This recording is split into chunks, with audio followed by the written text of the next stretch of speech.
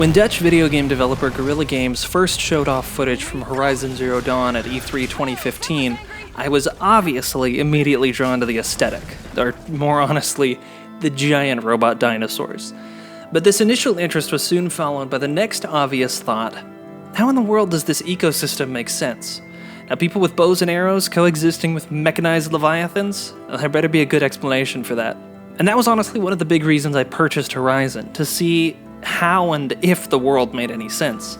And lo and behold, it did, and in some far more clever ways than I expected. First of all, my preconception that the game took place in some sort of alternate past was thrown right out the window in the early hours of the game. The events of Horizon take place in a post-apocalypse, which I'll get into more later. Now, we learn from various points out in the world dates and times of the events leading up to the apocalypse, but the historical record after that is nearly non-existent and places the characters of Horizon in a future unattached to our current Gregorian timekeeping standards. Now, this gift of time is a blessing for our suspension of disbelief, since it removes any ability to argue, oh, well, they wouldn't have had time to do that X, Y, or Z thing. So into this undefined future we go, taking the reins of our protagonist Aloy, an outcast member of the Nora tribe. And this is where the world building really begins to take shape. We learn early on that the Nora are not the only tribe in this world. There are multiple human tribes that coexist with herds, flocks, and packs of highly advanced animal-like robots. And at a rudimentary level, all of Horizon's tribes interact with these machines in the same way, hunting them for resources and sport. The machine's metal plates are used for armor, and their power cores are often repurposed into any number of quality of living advancements among the tribes. Now, we learn that as far as these tribes know, the machines have inhabited the Earth long before humans did. And as such, each nation has varying cosmologies about the origin and purpose of the mechanical beasts. Now, famed sci-fi author Arthur C. Clarke posited a now famous trio of laws, the last of which stated any sufficiently advanced technology is indistinguishable from magic.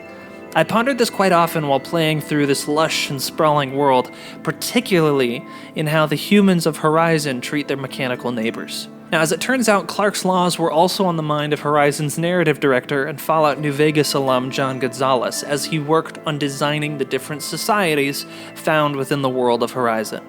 In an interview with Game Informer, Gonzalez said that he and the team at Guerrilla really wanted to investigate the idea of how a pre-industrialized society would interact with and understand a world of seemingly impossible technological advancement. Working off ideas found in American anthropologist Jared Diamond's Guns, Germs, and Steel, The Fate of Human Societies, Gonzalez and company constructed Horizon's tribes geographically first, determining how each tribe's surrounding geography would affect their lifestyle, cosmology, and aesthetic.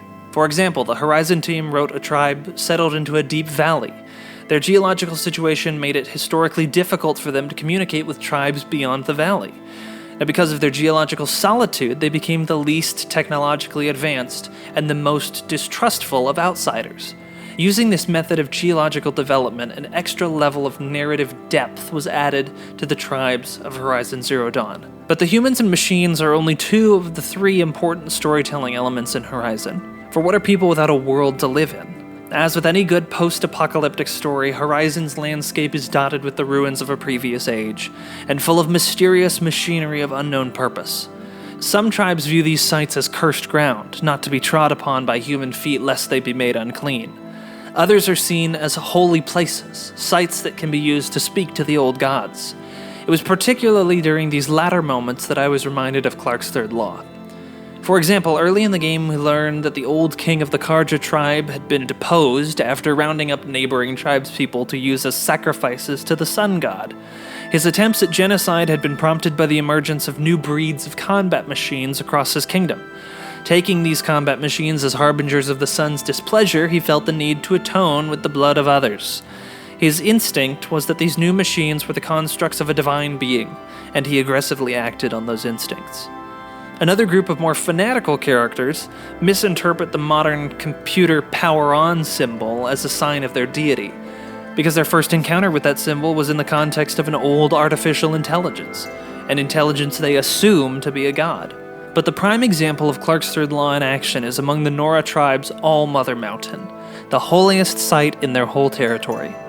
On the peak of the mountain are the ruined tendrils of a massive machine the Nora understand as a metal devil, defeated by the All-Mother before the dawn of man.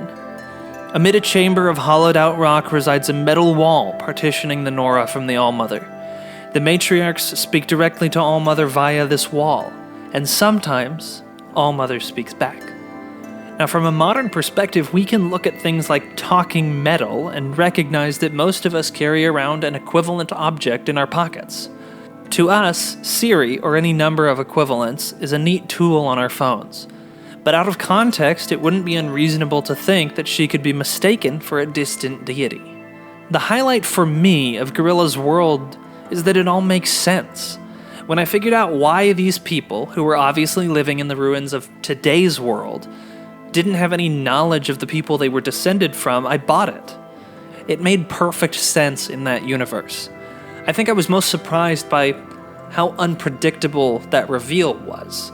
Once I knew that major plot point, I was able to predict a handful of other story points, but not enough to feel like the story lacked depth and creativity.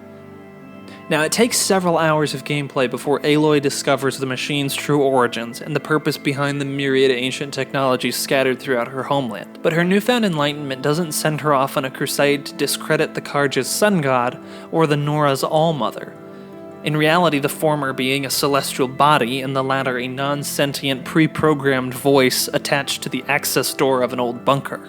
She understands that there are some things she's seen that other people won't understand. At least not for a while, anyway. Now, there's a lot that can be taken away from Horizon's big-picture world building, but there's also a great deal of work done in the dialogue and how the world is continually being built through the characters. One of my favorite moments in the game was a tiny one, but it spoke volumes about the history of the world. Now, Aloy is led into an old world structure, the former site of a robotics corporation.